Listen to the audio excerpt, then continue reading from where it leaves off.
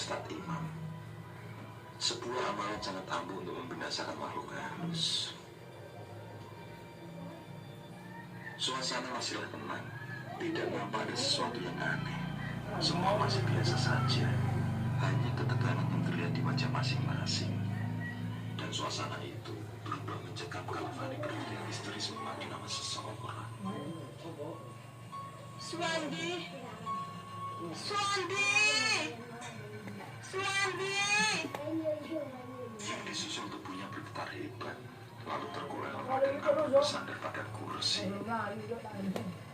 Ambillah air leri atau air dari wabah satu gayung saja.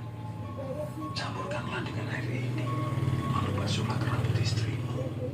Insya Allah, semua akan kembali dalam kebaikan. Dokter Pak Kiai. Pak Kiai sambil memakan istrinya. Bulir-bulir air mata menetes belahan di pipinya. Serasa tidak tega dia menyaksikan semua itu.